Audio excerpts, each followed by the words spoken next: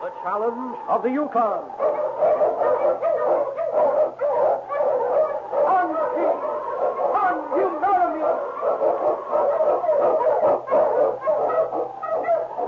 The Wonder Dog King, swiftest and strongest of Eskimo lead dogs, blazes the trail through storm and snow for Sergeant Preston as he meets the challenge of the Yukon.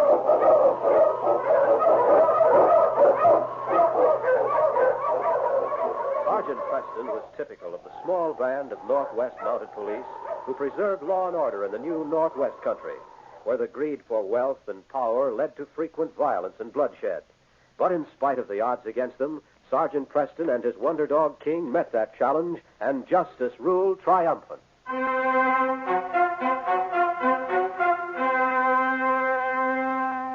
It was many years before that great organization, the Seeing Eye League, began to train dogs for the blind. But the instinct and devotion of dog to master is timeless. And so it was that when Pete Ramsey lost his sight, Alec became his eyes. The two of them walked along the Tolson City's main street. They were the object of kind curiosity on the part of a small group of trappers and prospectors who stepped aside to allow them to pass. Hi there, Pete. How are you? Well, haven't seen you for quite a while. How are the traps these days? Got some mighty good silver foxes yesterday. That's good. What brings you into town, Pete? Oh, you here too, Jim? Oh, Alec and me just decided we'd pick up a few supplies. How's Mary? Fine. Stop by at the cabin next time you get up our way. Yes, thanks, I will. All right, Alec. I'll see you later, boys. Yeah, so long, Pete. Take care of yourself.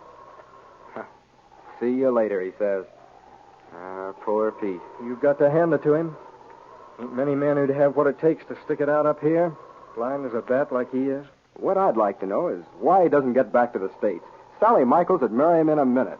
He doesn't go back because he ain't got a thing to his name, except the cabin he's living in and that dog of his. If the truth was to be known, I'll bet there's many a day that both him and the dog go hungry. Pete's a proud son of a gun. No charity for him. He won't marry Sam Michaels' girl because he's afraid she feels sorry for him. If I thought there was even a chance Sally married me, I sure wouldn't stop to wonder whether she did it because she was sorry for me. You and him are different, Clem. There's only one man in this territory who can make Pete share a can of beans without getting an argument. Yeah? Who's that? Preston of the Mounties. I bumped into him over at Circle City last week, and from what he said, he ought to be here in a day or so. Well, come on, Clem. The drinks are on me. Lead the way, partner.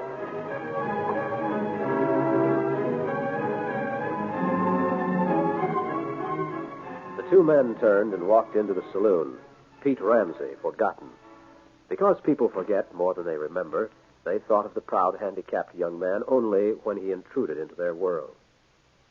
There were three people, however, to whom Pete was an important consideration. One was the slender, dark-haired girl who put a jar of jelly on the round wooden table in a single-roomed cabin later that evening. And you needn't get huffy either, Pete Ramsey. It's only a jar of jelly I brought over. No, you shouldn't have done that, Sally.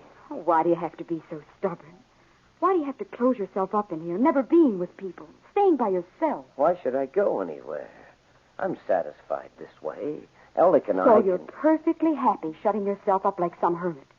Well, you're selfish, Pete Ramsey. Selfish and stubborn. And proud. Has it ever occurred to you that it gives me pleasure to see you?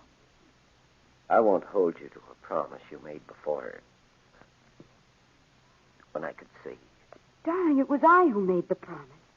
I love you now just as much as I did when I told you I'd marry you.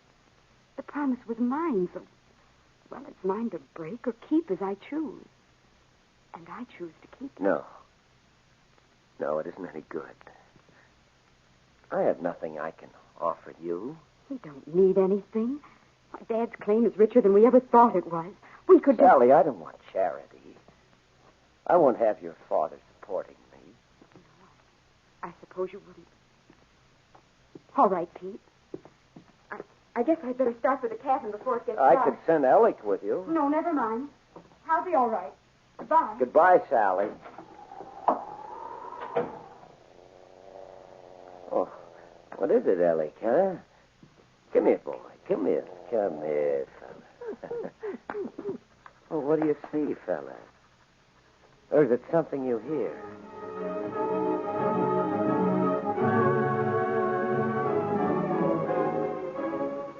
Alec saw nothing, but with that strange sixth sense inherent in all dogs, 1,000 warning signals were alive within him. He felt the presence of intruders, and with it, a strong, unreasoning premonition of danger. As she walked from the cabin, Sally Michaels noticed the two figures standing at the edge of the creek on Pete Ramsey's property. She might have hesitated instead of hurrying on had she realized that these two men were very much interested in the man who was staked on the land where they stood. Just take a look at these flakes, Chick. You can pick them out of the gravel. What kind of a fool is it that'd leave this stuff where anybody could help himself? Maybe he's already got so much out of this claim he can afford to leave it laying around. Hey, what in the... Hey, he's setting his dog on us. Alec, where are you? All right, fellas. Now, show me what you want to know.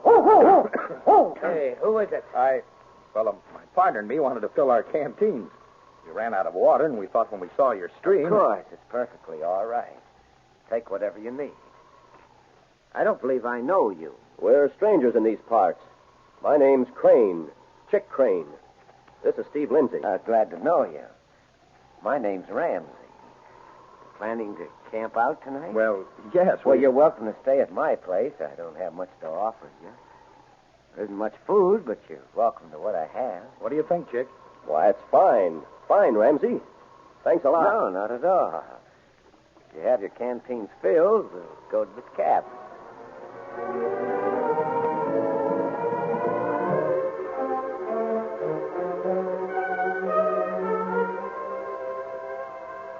It was early the next day.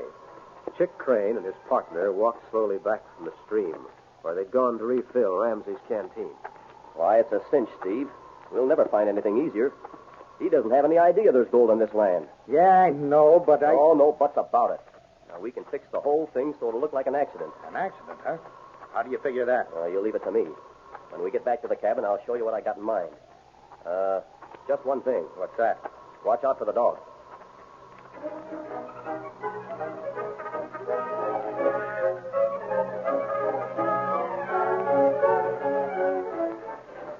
A few minutes later, in the cabin, Pete Ramsey sat quietly in a chair with Alec at his feet, while his two guests busied themselves packing. I've been mighty glad to have your company, though I'm sorry I didn't have more to offer you. Why, that's all right. Steve and me ain't very fussy.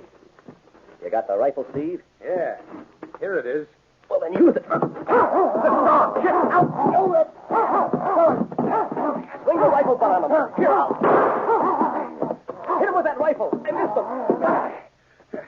That did it. Should have brained him. They're both out cold. Bring that oil lamp over here, will you? Here. But what do you want with it? Sprinkle this oil around.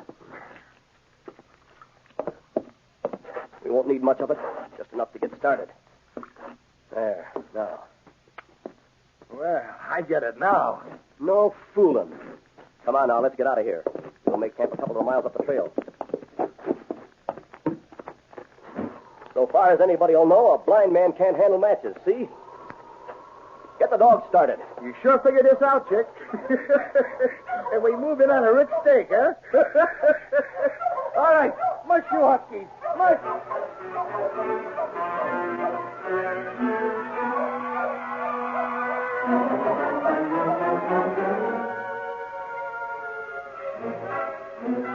The two men had disappeared from view as another dog sled cut tracks in the snow. The great dog King, leading Sergeant Preston's team, had caught the scent of smoke and had urged the pack to a faster pace even before the Mountie and the young girl riding in the sled saw the clouds of smoke plummeting in the sky. Sergeant! I see it, Sally. Faster, King, faster. On, you malamute! Oh, it's the cabin. He's in there. He's in there, Sergeant. The Mountie halted his sled in front of the cabin and, with King at his side, rushed to the door. Fire was already devouring the logs of the small cabin, and as Preston pushed the door open, the intense heat blasted at him, suffocating and driving him back. A second and a third time, the policeman tried to fight his way through the flames to the cabin. King, watching his master, hesitated no longer. He raced forward into the burning building. His eyes clouded. The smoke seared them mercilessly, filling his throat with an ache that was suffocating. With his nose close to the floor, he made his way through the one-room inferno, and then suddenly he sensed rather than saw the man and his dog. Steve Lindsay thought he'd missed when he fired, but the bullet from his gun had caught Alec. The dog was struggling valiantly to pull his sightless master to safety, but But weakened and dazed as he was, he could find no way through the flames burning on all sides of him. With one hand, Pete clutched Alec's collar. Sinking his strong white fangs into the man's coat, King pulled Pete Ramsey and his dog.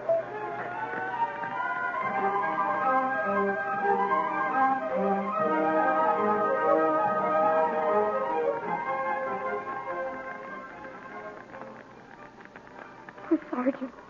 Sergeant, look. It's King. King, oh boy. Here, wait, I help you. Good fella, King. Sally, bring me my medical kit, quickly.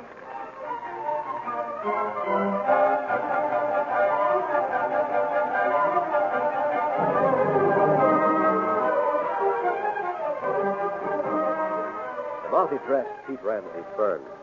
And then slowly, Pete told as much of the story as he remembered, while Preston cared for Alec's wound. Will he be all right, Sergeant? Yes, I think so. Sally, will you bring some water from the stream? Take this canteen. Certainly, Sergeant. We'd have been burned alive, Alec and I, if it hadn't been for King. You and I know the value of a good dog, Sergeant. You're sure Alec will be all right? Mm-hmm. He's taking this very bravely, Pete. Not a whimper out of him. I'm going after those two men. The tracks of their sled show plainly in the snow. What I can't understand is why they did it. Why they would try to murder you. Here you are, Sergeant. Pete, did you know that there are flakes of placer gold in the gravel down by the stream? Placer gold? No, I didn't. But Jim and Clem built this cabin for me. I didn't move into it until after I'd lost my sight. That's where those two men were standing when I noticed them last night, Sergeant. They must have known. Oh, so that's the motive, Sally, you finish dressing this wound of Alex's. Bandage it and apply this medication. I'm going after those two right now. King, old boy, think you can get the dogs up? You ready to travel? Good. Then come on, fella.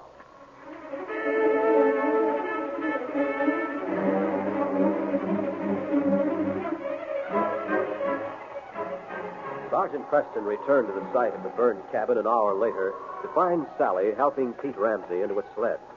The Mountie had two men with him. Both of them walked sullenly in front of him toward the man they'd tried to murder.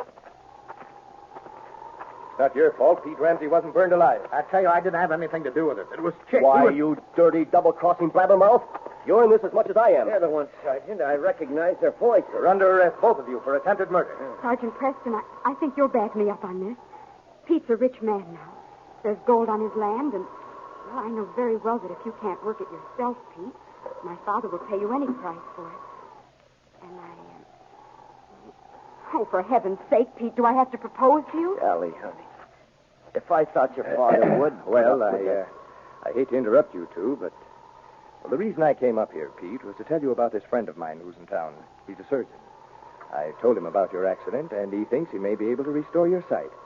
You may be able to work this mine after all. Oh, that's wonderful. Yes, fella. The case is closed.